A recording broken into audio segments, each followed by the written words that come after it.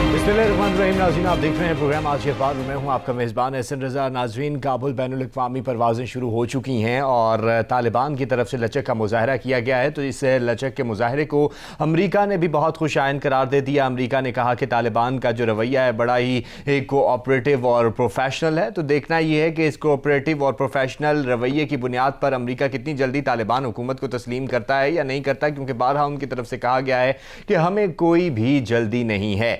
और अफ़गानिस्तान सूरत हाल में पाकिस्तान जो है वो सफारती मरकज़ बन चुका है और कतरी नायब वज़ीर आज़म और CIA के आर्मी चीफ से और पाकिस्तान आमद हुई और आर्मी चीफ से और वज़ीर आज़म से मुलाकातें हुई, अहम मुज़ाकरात हुए, अहम मामलात तय पाए। और डायरेक्टर CIA विलियम जोसेफ की आर्मी चीफ से मुलाकात जो है वो भी अहमियत की हामिल है। और इस तमाम सूरत हाल में देखना यह है कि पाकिस्तान के किरदार को किस तरीके से दुनिया तस्लीम कर रही है और पाकिस्तान का किरदार कितना मुस्बत है। और ये भी कहा जा रहा है कि अफगानिस्तान के मामलात चलाने के लिए कुछ अरसे के लिए पाकिस्तान की तरफ से भी लोग जा सकते हैं मामलात को सेटल डाउन करने के लिए। और तालिबान की तरफ से बारहा कहा गया है कि वो खूनरेज़ी का दौर ख़त्म कर चुके हैं, मुज़ाकरात की तरफ हैं और मुज़ाकरात के अमल को और अमन आमा को बहाल करने के लिए उन्होंने खित्ते के जो दीगर ममालिक हैं उनसे भी मदद और इमदाद की अपील की है। उन्होंने ये कहा है कि हमारी मदद करें ताकि मामलात जो हैं वो सेटल डाउन हो, हालात जो हैं, और अफगानिस्तान की तामीर नौ की जा सके और इस्तेहकाम की जानिब सफ़र शुरू हो जाए। और साथ ही साथ अगर मुल्की हालात की बात करेंगे तो पाकिस्तान तहरीक इंसाफ और बिलावल भुट्टो जरदारी के हवाले से बात करेंगे तो बिलावल भुट्टो जरदारी ने PDM और नून लीग के ऊपर बड़े तनकीद के नश्तर चलाए हैं।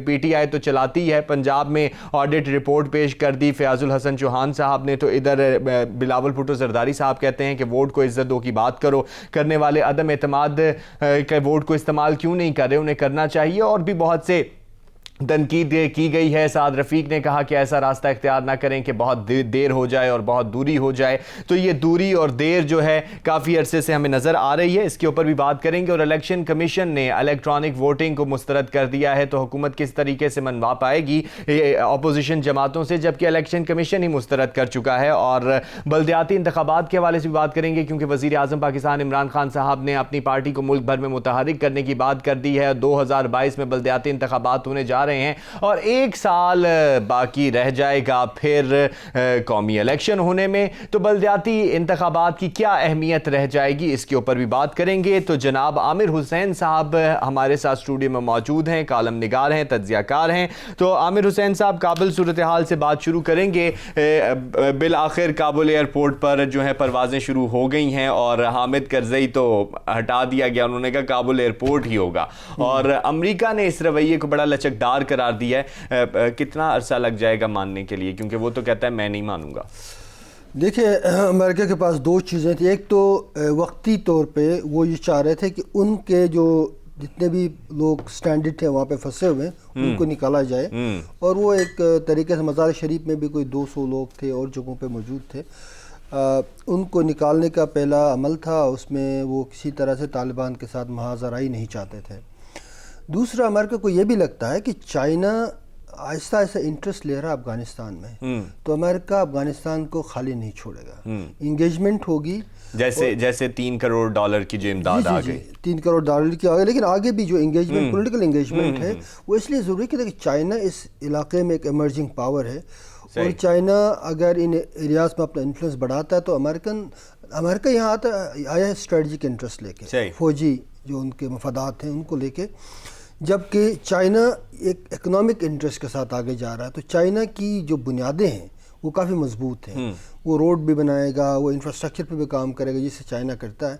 तो अमेरिका चाह रहा है कि इस सूरत हाल में अफ़गानिस्तान पर उनकी नज़र रहे और उनका इमदाद भी रहे, वो हुकूमत के साथ एक लाइज़ा की कोशिश करेंगे। एक लेवल पे तो ये बात है। दूसरा जो है, तालिबान का जो अपना कंडक्ट है वो उनको लगता है काफ़ी सॉफ्ट हो चुका है। बज़ाहिर तो ऐसा लगता है कि इनकी इंटरनेशनल डिप्लोमेसी में तालिबान ने बहुत हद तक अपना जो रवैया इम्प्रूवमेंट करने की कोशिश की है। लेकिन अल्टीमेटली अगर आप देखें तो उनके कैबिनेट को देखें दोबारा, जो 33 रुकनी कैबिनेट बनी है तालिबान की, उसमें कोई ख़ास फ़र्क नहीं है, कोई पुराना स्ट्रक्चर है, वो सारे वही लोग हैं। एक गालिबन उज़्बेक और एक ताजिक, दो दूसरे एथनिक ग्रुप के लोग हैं, बाकी जो 31 हैं वो वही तालिबान और एक ही एथनिक ग्रुप के लोग हैं। تو اب اس صورتحال میں اور خواتین کی تو ہے ہی نہیں، آپ کو پتہ ہے کیبنٹ میں، اور ہمیشہ ویسٹرن میڈیا سے یہ بات آتی ہے، یہ اٹھائی بھی گئی کہ یہ ایک مکمل کابینہ نہیں ہے اور اس کے اندر خواتین کو کسی کی صورت بھی نامزدگی نہیں دی گئی. تو اس کیبنٹ کے حوالے سے بھی میں آپ سے جاننا چاہوں گا، آپ نے بات کر ہی دی ہے کیبنٹ کی، تو اگر اس میں وہ خاتون کو کوئی نمائندگی نہیں دیتے تو کتنا آپ دیکھ رہے ہیں ویسٹ جو ہے اس بات کو ایکسپلائٹ کر سکتا ہے؟ دیکھیں نا، اس میں دو چیزیں، ایک تو امریکن پبلک کا پریشر بھی ہے، میڈیا کا پریشر ہے، جو بائیڈن کی جو ایڈمنسٹریشن ہے اس پہ، تو ان کو اس پرٹیکولر کیبنٹ کے ساتھ طالبان کو ایکسیپٹ کرنا ان کے لیے بڑا مشکل ہوگا، کیونکہ وہ ایک بندے کا ڈیسیشن نہیں ہوتا ہے نا، پورا ایک سلسلہ ہے، پورا ایک پبلک اوپینین موبلائز ہوتا ہے، میڈیا پر اس کی ساری ڈسکشن ہوتی ہے. تو اس کے دیکھتے ہوئے یہ ویسٹرن پاورز ابھی اس کو اور بھی ایکسپلائٹ کریں گی. ابھی میں پڑھ رہا تھا کہ آسٹریلین جو اس نے کہا ہے گورنمنٹ نے کہ بھائی ہم ان کی افغانستان کی جو ٹیم ہے، جب تک وہ خواتین کی ٹیم کو کھیلنے نہیں دیں گے، ہم ان کے مردوں کی ٹیم کے ساتھ کرکٹ نہیں کھیلیں گے. ابھی 27 سے وہاں کوئی ان کا شروع ہونے والا تھا ٹور.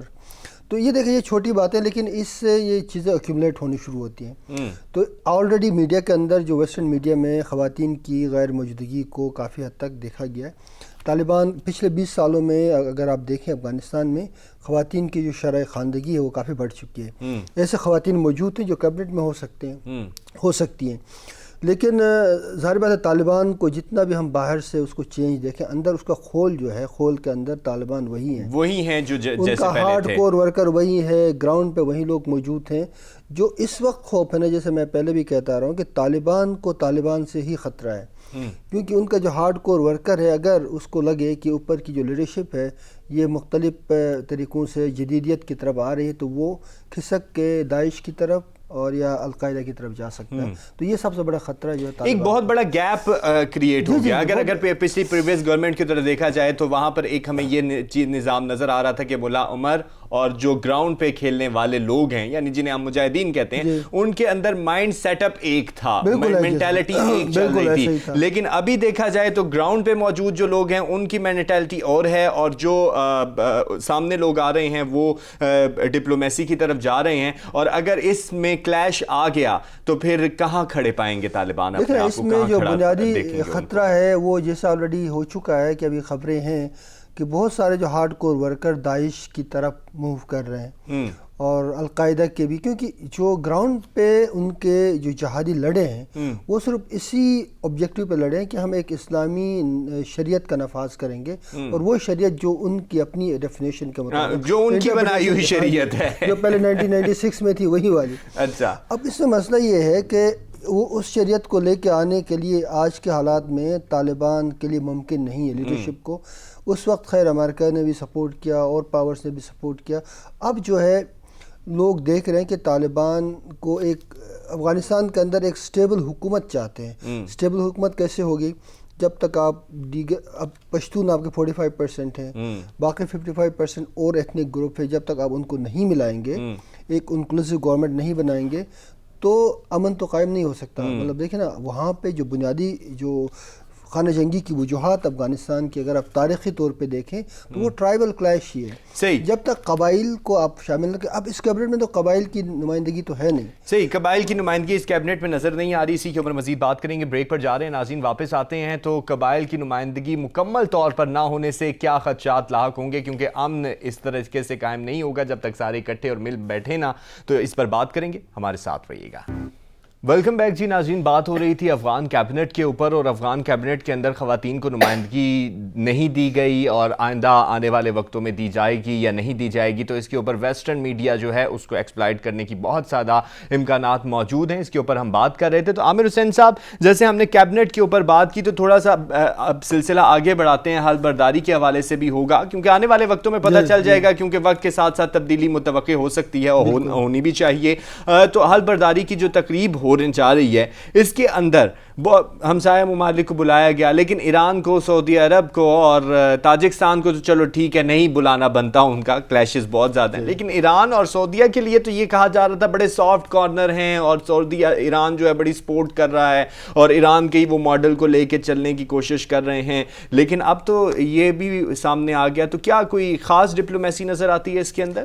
اس میں بیسیکلی طالبان کو جو سب سے بڑا پریشر ہے نا، وہ ہے انٹرنیشنل اس کے رائیولز اور اس کے سپورٹرز کا ایران اور سعودیہ کے بیچ میں بہت عرصے سے محاذ آرائی کا ہے صورتحال.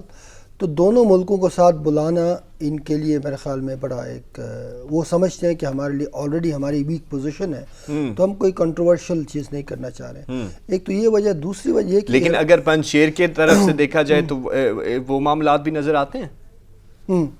بالکل ایسا ہی ہے. دیکھیں نا, اب معاملہ یہ ہے کہ طالبان کی جو کا مائنڈ سیٹ ہے, کور مائنڈ سیٹ ہے, جو ان کا وزڈم ہے کنونشنل, وہ وہی ہے, پولیٹیکل وزڈم وہی ہے. وہ ایک طرح سے جو پہلے تھا ایک کلوز قسم کی, ایک انٹروورٹ قسم کی حکومت بنانا چاہتے ہیں, جو کیبنٹ سے واضح ہے بات.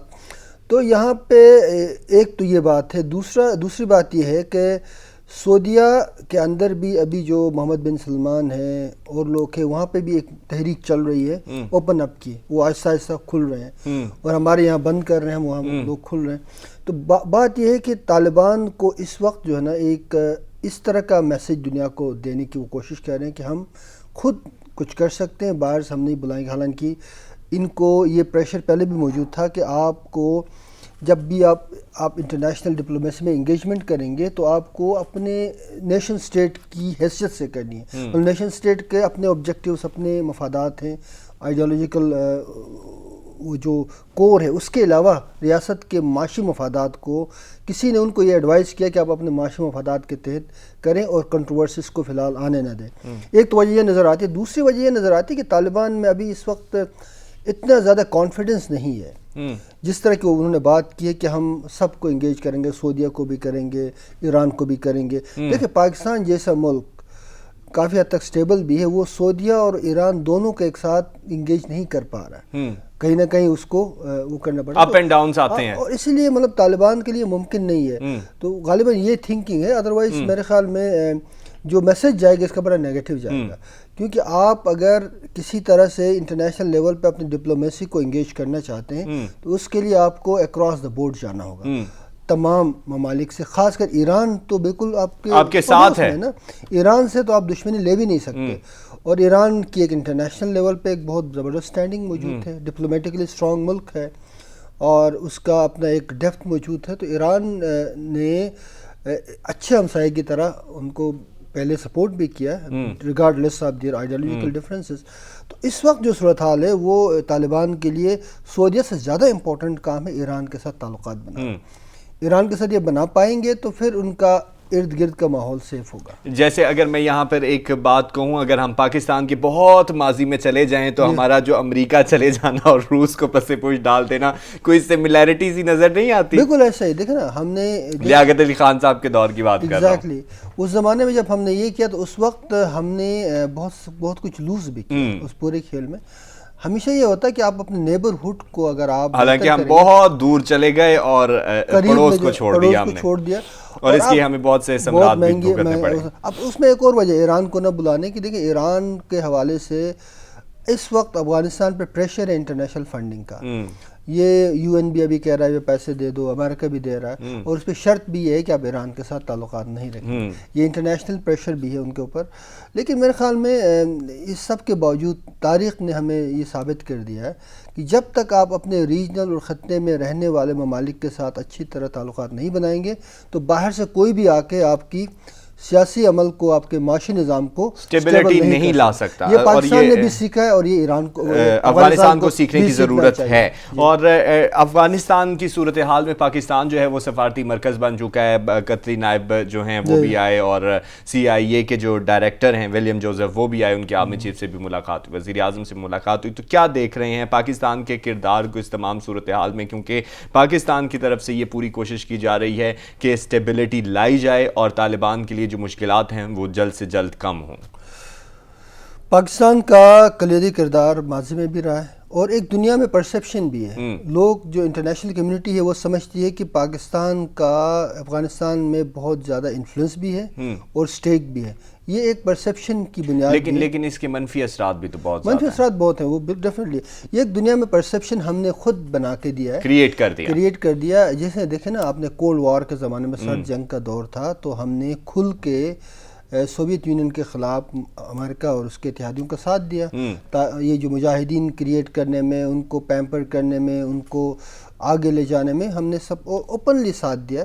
اس کے بعد پاکستان کا ایک ایسا امیج بنا ہے کہ پاکستان گویا افغانستان کے معاملات میں بہت زیادہ مداخلت کرتا ہے اور اس میں ان ہے، اس پرسیپشن کے تحت بھی لوگ یہاں آتے۔ دوسرا جو ہے پاکستان ہمارا سب سے بڑا جو ہے افغانستان کے ساتھ ہمارا بارڈر ہے، 2500 سے زیادہ کلومیٹر کا بارڈر ہے ڈیورن لائن کا، اور ایک ایسے روابط ہیں جو کسی باؤنڈری کے محتاج نہیں ہے، اکراس دا بارڈر لوگوں کا آنا جانا، اکنامک ٹائز میں موجود ہے، اور پاکستان کا اسٹریٹجک ڈیپتھ بھی ہے کسی حد تک افغانستان۔ تو ان حالات کو دیکھتے ہوئے پاکستان میں انٹرنیشنل ڈپلومیٹس کا آنا ایک نیچرل بات ہے۔ دوسری سائڈ پہ ایران ہے، دیکھیے ایران اور طالبان کا اتنا زیادہ ایکویشن نہیں بنا۔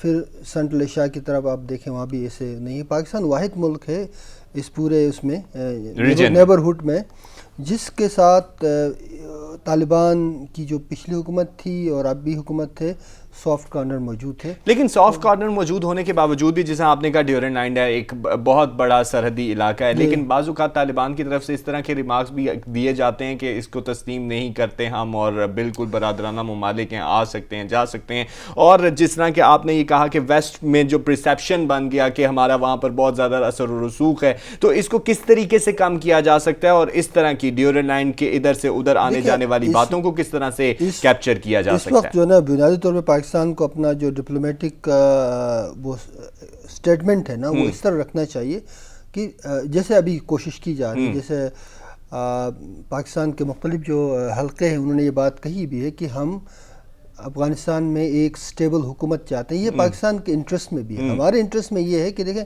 وہاں سٹیبلٹی آئے گی تو پاکستان کے اندر سٹیبلٹی آئے گی۔ ہم نے وار آن ٹیرر پہ بڑے پیسے خرچ کیے، اپنی جانیں ضائع کی، اپنے سیکیورٹی فورسز کو قربان کیا، عام شہریوں کو قربان کیا، بہت پیسے ضائع کیے۔ اب اس طرح کے سچویشن کا ہم محتمل نہیں ہو سکتے کیونکہ ہماری معاشی حالت بہت کمزور ہے۔ تو وہاں سٹیبلٹی آئے گی، اور وہاں جو تحریک طالبان والے ہیں اور القاعدہ، داعش ہے، ان کو اگر افغانستان میں طالبان ان کو پناہ نہ دے، ان کو نکالے اپنے ٹیریٹری سے، پاکستان کی یہی کوشش ہونی چاہیے کہ ہم آپ کے اندر مداخلت نہیں کریں گے لیکن آپ ہمارے۔ ہاں بالکل ایسا ہی ہونا چاہیے، ڈپلومیسی ایسی ہونی چاہیے کہ وہ ہمارے ہاں مداخلت نہیں کریں گے، ہم ان کے ہاں مداخلت نہیں کریں گے، لیکن اسٹیبلٹی جو ہے وہ مقصد ہے افغانستان کے اندر۔ واپس آئیں گے تو بات کریں گے بلاول بھٹو زرداری صاحب کے بیانات کے حوالے سے، اور پی ڈی ایم اور پاکستان تحریک انصاف کے حوالے سے۔ تمہارے ساتھ رہیے گا۔ ویلکم بیک ناظرین، افغانستان کی صورتحال پر ڈیٹیل میں بات ہوئی، اب ذرا ملکی حالات کے اوپر بات بھی کرتے ہیں۔ بلاول بھٹو زرداری صاحب جو ہیں وہ بہت زیادہ متحرک نظر آ رہے ہیں، اور پی ڈی ایم کی صورتحال اور پی ٹی آئی کی صورتحال جو ہے وہ اس کے اوپر بات کریں گے۔ تو بلاول بھٹو زرداری صاحب، عامر حسین صاحب کہتے ہوئے نظر آتے ہیں ووٹ کو عزت دینے والے عدم اعتماد کی ووٹ کا استعمال نہیں کرتے، استعفے کی باتیں کرتے تھے لیکن استعفے نہیں دیتے، ان کی بات بھی بجا ہے۔ نون لیگ والے سعد رفیق صاحب کے بیان کو بھی دیکھیں، وہ کہتے ہیں جی اتنا دور نہ چلے جائیں کہ دوریاں اور بڑھ جائیں، ہمارے ساتھ آپ کام نہ سمجھیں۔ کیا تعلقات بنتے دیکھ رہے ہیں؟ کیونکہ دوریاں بہت زیادہ ہوتی جا رہی ہیں، ایک طرف بلاول بھٹو زرداری صاحب شہباز شریف کے ساتھ نظر آتے ہیں، دوسری طرف اس طرح کے بیانات ہیں، تو کیا ڈیفرنس ہے؟ پیپلز پارٹی کا جو شروع سے آپ دیکھیں پی ڈی ایم کے اندر ان کا جو سٹینس رہا ہے وہ بنیادی طور پہ ایک مڈل وے کی تلاش میں تھے، اور شہباز شریف کے ساتھ ان کے ایک نیچرل الائنس بنتا ہے، کیونکہ شہباز شریف جو ہے وہ خود بھی مفاہمتی ہیں، مفاہمتی عمل کے ذریعے پارلیمانی نظام کے اندر رہنا چاہتے ہیں۔ یہی زرداری کا بھی تھا، یہ ساری جو ڈاکٹرین ہے وہ زرداری کی ہے۔ اس میں بلاول بھٹو ویسے ہے فرنٹ پہ، لیکن ڈاکٹرین جو ہے نا بنیادی طور پہ مفاہمت والی وہ زرداری کی ہے۔ تو زرداری اور شہباز شریف کا ایک ہی نظر آتا ہے۔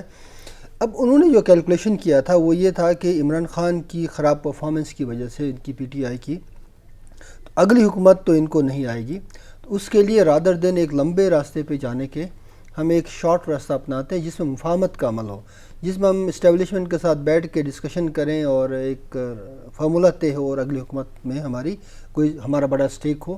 تو یہ ایک زرداری کا ڈاکٹرین تھا، اور اس پہ کسی حد تک شہباز شریف بھی یہی چاہ رہے ہیں۔ تو لیکن معاملہ یہ ہے کہ